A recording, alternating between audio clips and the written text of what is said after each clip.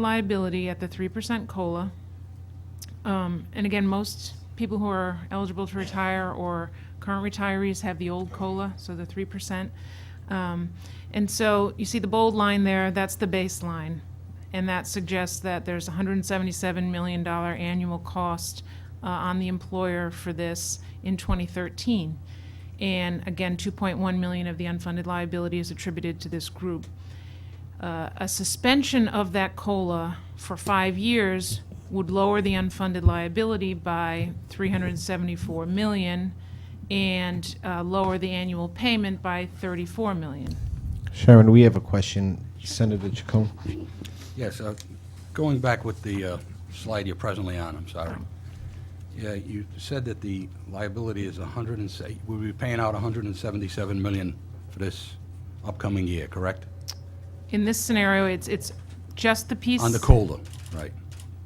No, actually, this is the full cost for the group that's the apportioned cost for the group eligible to retire and retirees. So the actuary sort of divided it up, the employer contribution. All right. Based on the assumption of the employee that has retired, that would be receiving this COLA in the upcoming year, is that correct? Is that how they calculated it? It's the total amount of payment to keep the system afloat that they attribute to this group. So it's not at the cost of a next increment on the COLA, if that's what you're asking. Do you know what that is? No, I do not. I did ask that question recently, so I hope to have the The answer second soon. question is, how much in income tax do we collect from that? I don't know. We can try to find that outside. Thank you.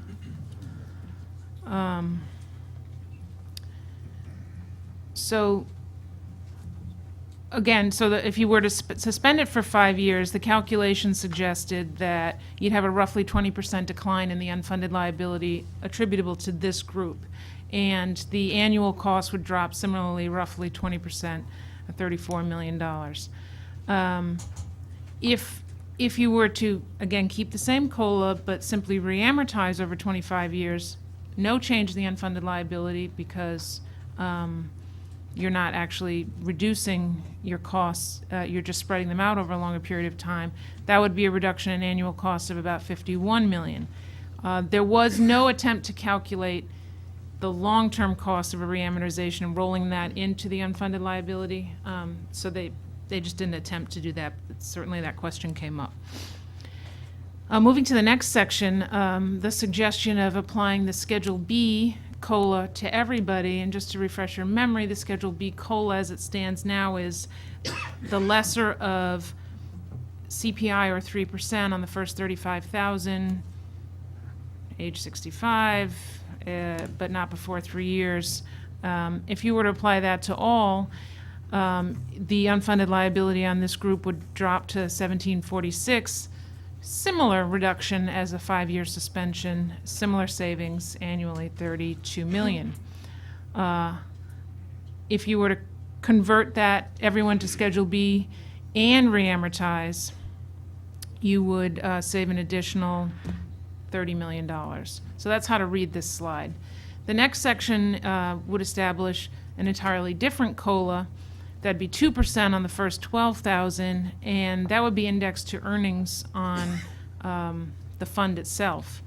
So it would be almost like a performance-based COLA. That produces quite a bit more savings as it's lower and applied to a much smaller proportion of the pension benefit. And the next row down shows you if that were then also suspended for 5 years, that would result in $700 million in savings off the unfunded liability. And again, reamortizing instead changes your annual cost but not your total unfunded liability. The final row shows you that it's kind of an attempt to show the magnitude of what the COLA is worth, and that shows you that almost half of it is baked into that unfunded liability. So if that were to be eliminated entirely, you'd shave over $900 million off of the $2.1 billion annual savings of almost $90 million. So that was sort of the menu of kind of the range. Sharon, we have a question from Senator De Palma. Mr. Chairman, thank you. Sharon, was there any evaluation of a simple COLA instead of something that's compounded? There probably was. It was not presented to the group as a whole. There's a million different iterations, so I think they attempted to show a range as in 0 to, the 2% would be fairly small. So anything between 0 and the 2%, it'd probably be in the range you're talking about. But, I mean, it'd be hard for us to even guess what a larger COLA only simple would be. That'd certainly be a question we'd have to pose to the actuaries. But this is the range. So this was the discussion really about what potential changes could impact retirees and those eligible to retire. And then the actuary took us through this slide, which it may also be familiar to you from the presentation they made to you. And that is, what might a different plan look like if it were to include a hybrid with the defined contribution option as Pete described a few minutes ago. So the way to read this slide is the first column shows you the elements, the next two columns are the current plan and what a new plan would look like. So as you know, the current plan, 8.75% employee contribution. The income replacement, as we talked about in the beginning of the presentation, works out if you work for 40 years, 75% once you reach 38 years. If you were to work only 26 years, it'd be worth about 46%. The unreduced retirement eligibility, you recall 62 with 29 years and 65 with 10 years. There is the option to take an actuarially reduced pension at 62 and 20 years. COLA we just discussed. Average salary is over a 5-year period that they use to determine the benefit. Vesting is 10 years. And there is, of course, no defined contribution component. So on the new plan, the member contribution rate, if you look at the top row and the bottom row, you see would remain at 8.75% in this scenario. The replacement accrual over 40 years would end up being 40% from this component. So it's very easy to calculate. That's 1% per year of service. And so similarly, if it were only 26 years of service, you'd get 26%. But there would be this defined contribution component, so whatever is earned in that plan would be added to the accrual on the defined benefit side. The retirement eligibility would be increased to Social Security normal retirement age. As you're all probably aware, that ranges, depending on your age, from 65 to 67. There'd be an availability in this scenario of a reduced retirement eligibility, an actuarial reduction after 20 years if you're at least 62. And then the COLA, as I described on the previous slide, would be one that was targeted to the investment earnings, so 2% on the first 12,000.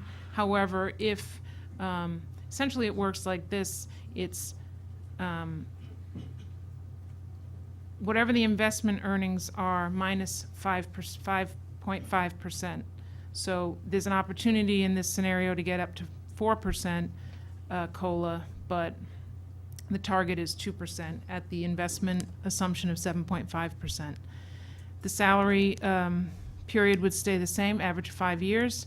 Vesting would drop to 5 years. And as I mentioned at the beginning, the member contribution of 5.75 with the 3% on the DB plan would be the same at 8.75%. So essentially this is the employee puts into both plans and the employer puts into both plans. Now, I'll give you in a couple of slides what that might look like, but this slide isn't designed to show you what the impact on the cost of the system would be from the scenario I just showed you.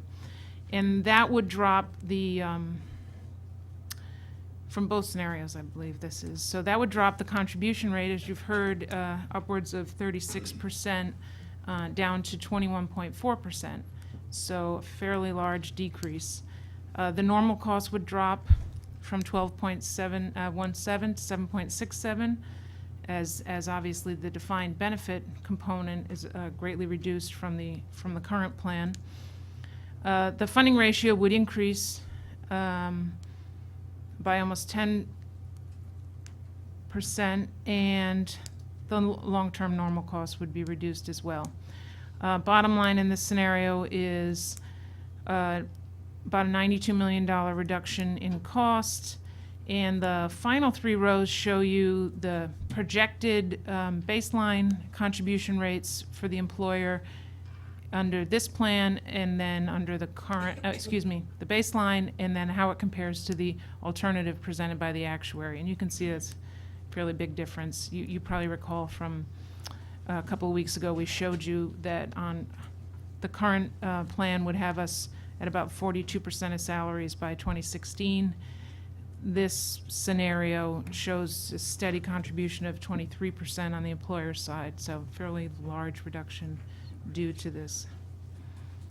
And it is true that, as we discussed before, there is a big uptick in 2013 from the change in assumptions, and that's going to hold for a while the bad investments from, the bad stock market from 2008 works its way through the numbers, so that drops off after a while. So the actuary tried to value what the current plan is worth to both those who are retired, which would be a perfect score of 100, and those who are vested right now in the system but not eligible to retire, and those who are not vested or are essentially would be new hires. And so they developed a scale that said, all right, current plan is 100 for retirees, but vesteds have a lesser plan, and they would score that at about an 81, and new hires even less at 76. So the alternatives presented represent the reduction shown here to the current situation. So under this scenario, the alternatives would drop the value, if you will, of the plan from a 100 to 81. And for the current vesteds, it would drop it from an 81 to a 61. And for the non-vesteds and the new hires, it would be dropped fairly dramatically to a 38. And a lot of that has to do with the preservation of current benefits and the change in accrual as a go-forward. However, you can see that because the plan creates a defined contribution component, the current vesteds and the new hires pick up a few points, if you will, on that plan. And in the end, they would score these as fairly equal to all groups. And on the risk-sharing side, Pete talked a little in the beginning about defined benefit plans as having fairly minimal risk to the employee. So in this scenario, the risk on the retiree is that the COLA would be tied to investment performance. And on vesteds, the risk, on vesteds and the new hires, really, the risk has to do with both investment performance, the fact that the defined contribution plan is not a risk-free option for them. And so that's why the risk is different. But there's so each one of these adds, as you can see, to the total score there. So the proportion of risk is certainly greater on the non-vesteds and the new hires, but some risk has now been assigned to the retirees in this scenario. And this was their attempt to show how they would want to come up with a plan that shares the burden across all of the groups that are potentially affected. So if we think about the scenario that was presented, and Pete talked a little about replacement value, under the current defined benefit plan, somebody who has a 40-year career, started at 27, works to 67, with Social Security, would pick up, would be able to retire with 108% of the final average salary. If they didn't have Social Security, it would be a number that 75%. I can barely read. Hopefully it's clear on your sheet. So you can see, as Pete talked about, the Social Security is a fairly large component to this. In the scenario I described to you that the actuary showed the group, the if you have Social Security and all numbers hit as they should at 7.5% earnings, the employee could replace 111% of their salary, final average 5-year salary. Alternately, if it only hits 6.5% earnings, it would be 103%. Each number being obviously less without Social Security as a component. So this slide is simply trying to show what the stacking of the two plans does to replace what the current situation would be. And this is for a long-term employee. The situation changes for people who start working later, don't work as longer. And I think from the things we saw, we did see several slides and graphs on this, that this was sort of the best. These people did the best, the ones who start young and stay for a long time. It was sort of the most comparable to what the current plan is.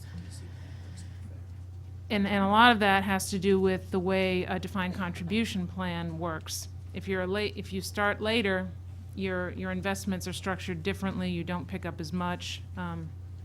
So this is optimal for, well, the reason it's optimal is because it has the long-term components in a defined contribution plan. So the thing that this exercise was designed to show the group is that there, and we've talked to you, this committee, this group, a couple of times about this, is there are only a handful of things that really alter the picture, and that levers you can press to make things go one way or another. And you have the employer contribution. You have the employee contribution, both the rate and then how you might transition the two rates from 8.75, how you would apportion it between the defined contribution, defined benefit, if you lower or increase that. How large the COLA is, what it applies to, does it compound? How long would you defer a COLA? And then the amortization period. Do you extend it? It's 19 years left now. Do you extend it to 25? And then if you tie your COLA to a funding period, to a funding ratio of 80%, how long does it take to get there? So those are all of the levers they were pressing to get to different things. So there is an infinite number of scenarios one can run, but they tried to show which ones have the greatest impact. So taking the scenarios I showed you a couple of slides ago, the actuary then took 6 alternatives to that. Actually, the first one is the 5 alternatives to that. So the first one would be the one I presented to you. The 2 through 6 kind of shows you, well, what if you extend the amortization period? What if you make it shorter? What if you don't have the new employees paying as much because their benefit's not worth as much? What if you change the multiplier from 1% to 0.75%? So this slide sort of summarizes what that does to the employer rate, which is the thing that, for your purposes, for budgetary purposes, sort of decides how much this costs in the budget every year. So the target one that we looked at was 23%. A couple of tweaks one way or the other can increase that to as much as 28%. And the 25-year payments would change. So from $4 billion in the baseline, you could add $1 billion in payments, for example, in number 2, if it takes you an extra 5 years to get to 80%, and you don't defer the COLA. So there's a number of different ways, and this is just kind of showing you the different levers and what impact they have.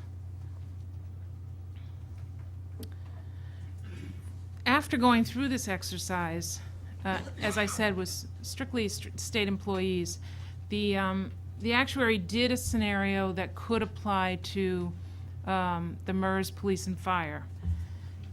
I have to say, we didn't spend a great deal of time on this. It was sort of like, well, here's what that would look like. But the concepts are the same. You pick a different age, you pick a different accrual rate, you pick a different COLA. So this scenario in this scenario, there's a consideration, which is probably the most important takeaway from this slide, is that for those without Social Security, this would institute some sort of payment in order to